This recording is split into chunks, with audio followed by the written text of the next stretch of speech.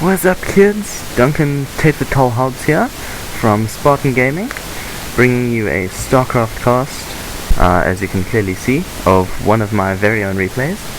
It's not particularly long, but let's not mess around with any more introduction and get straight into things. So as you can see, in the north position here, we've got the red Terran, TobyMc. That's my opponent. Whereas the blue Zerg on the purple creep, that's me, TydVirTaal. As you can see, my overlord just moving out there like the baller he is. We're just gonna ×2 through these earlier parts. Exchanging some pleasant conversation. So, just a bit of introduction. I'm a South African gamer. As I said earlier, I just joined the clan Spartan Gaming. I'm hoping to get more into casting, so as such, I'm practicing some casting right now. The word up shouldn't be in there at all, really, but whatever. As you've no doubt noticed by now, and are probably going to rage at me about in the comments section, my voice is crackly.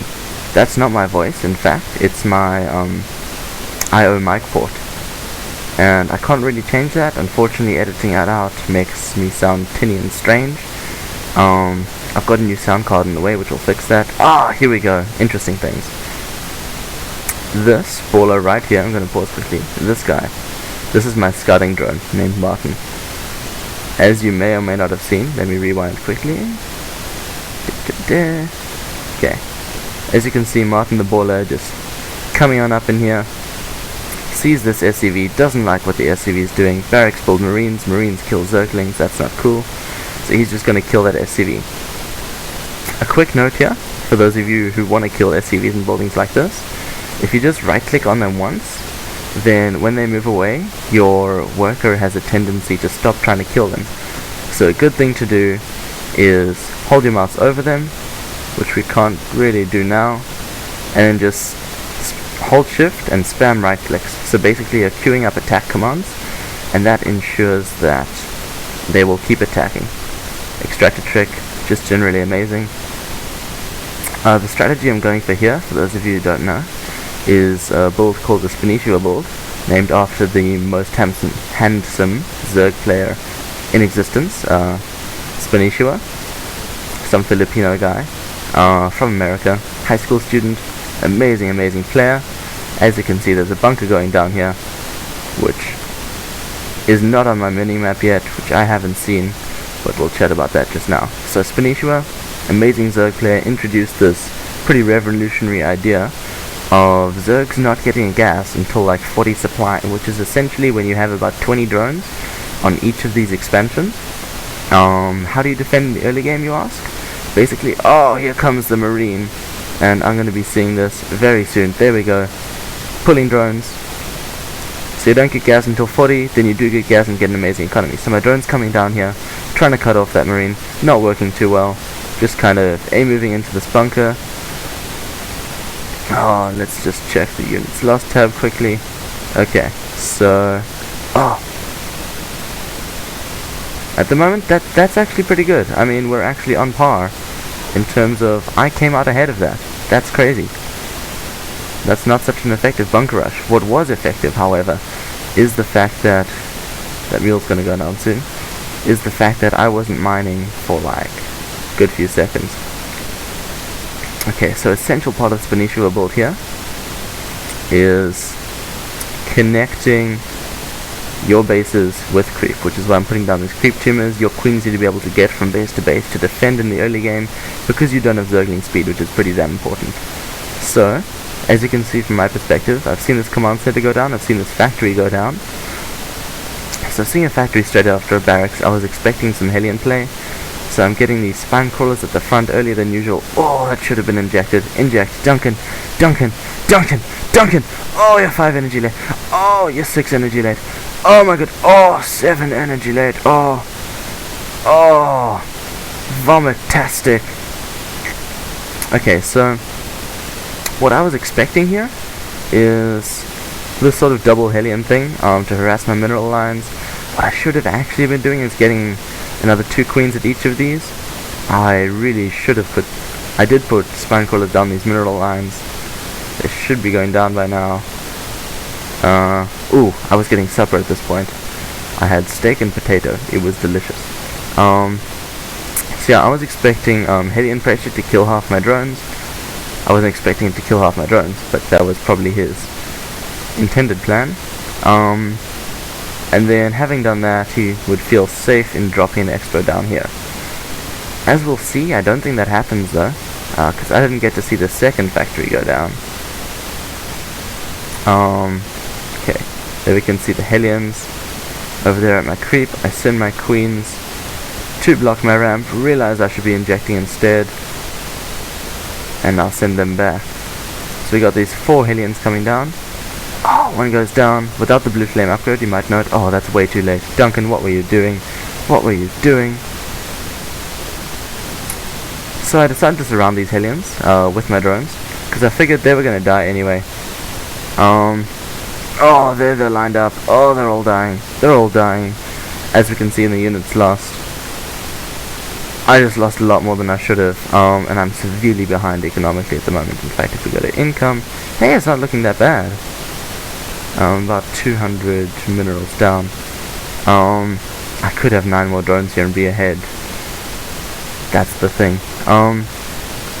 But yeah, you saw I surrounded those Hellions. I'm not entirely sure, to be completely honest, if that's the right or the wrong decision. But I figured, hey, they're gonna kill me anyway. At least I have the chance of blocking those 2 Hellions, which were over here, in range of my spine crawler and in range of my 2 queens. I shouldn't have been chasing that Hellion with those last 5 or so drones. That was like a pseudo-calculated risk. And as you can see here, he's using this to produce SCVs and mules, and not to expand, which I didn't expect. So as we see, he's building tanks. I really should have scouted this. To be honest, that Hellion play really panicked me. As you can see, I'm just massing workers up, doing quite well with it actually. I'm about 12 workers ahead of him at the moment, taking my gases around 40 food, actually exactly on 40 food. Generally this evolution chamber, by the way, was here just in case.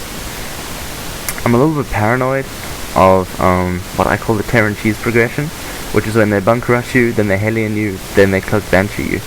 So I got that evolution chamber down earlier than I usually do. Usually I throw it down with my lair, just in case banshees came. Then I hoped I'd be able to run my, if the banshees did come, I was hoping to just throw a spore, throw 2 spores into each of those mineral lines. Oh, there goes my overlord. Moment of silence. Moment of silence over. Look at the production tab. Ugh, I should have really been producing more. Look at all of those minerals. Look at them. Way too many. Oh, supply block. That's the thing. Yeah, that overlord died in a spectacular explosion of blood and overlord guts. And this push moving out to kill me. As we can see, we're nearing the end of the game now.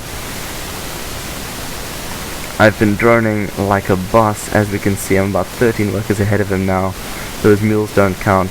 Problem is, I'm only just going into Zergling production. My build's been delayed by at least 1 or 2 minutes because of those bunker rushes and losing those early drones. So I don't have my Baneling nest down, and I don't have speed on the Zerglings. I don't have as many Zerglings as I'd want. So, putting down these spine crawlers in vain. I should have scouted the front with the Zergling to see that he wasn't putting that orbital down as soon as I thought he was. There goes my queen, and by this point I know I'm out of the game. Once those tanks siege, and I don't have enough Zerglings and Banelings to just overrun them, it's pretty much GG. And oh, look at that timing. As soon as the Zerglings pop, the tanks siege just in time to aggro against them instead of the hatchery and kill them all. There's the GG. Just 1 or 2 things I'd like to note in this game before we finish off. First of all is the importance of scouting and not going on assumptions. I thought, because I saw the command center and expected early Hellions, which I was right about, I thought he was going to put that down straight after he killed all of the drones at my natural. That didn't happen though, and I only saw that when I sacked my Overlord in. And even when I sacked my Overlord in, I should have been scouting the front with the Ling, or sacking another Overlord over here, to figure out that he was actually going tanks, massing up for a ridiculously large tank push. So yeah, scouting is really important. One last thing I'd like to note, Terran's catching a lot of flack for being OP these days. And in fact, it's very common for players to end up at a position like this, where they have nothing. Looking at the units lost tab, you can see exactly why. Where they have nothing, they've been not cheesed as much as effectively harassed, and they call whatever the hell killed them OP. The question I ask those players is, could Idra have held this off? Could my hero Spanishu have held this off? The answer to that is like a resounding yes. So, my problem with calling stuff like that OP is better players can hold it off. And instead of crying about what you perceive to be overpowered, because in reality you lost all your drones and didn't scout properly, and as such prioritized drones over unit production when you shouldn't have, you died. Moral of the story: don't be like me and not scout, and don't cry about it when you are like me. Just man up, put your man pants on and get better. And oh goodness, never have this many minerals banked. That's just horrible. Just throw down like throw down one hatchery.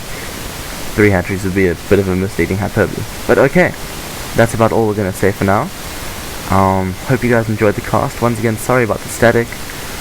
Apart from static, because I'm still waiting on my new sound card, any kind of feedback you guys can give in terms of how interesting you found the commentary, if there's areas apart from the static you think I can improve on. Yeah, hope you guys enjoyed it. Hope I'll be bringing you more casts pretty soon. This is TydVirTaal from Spartan Company signing out.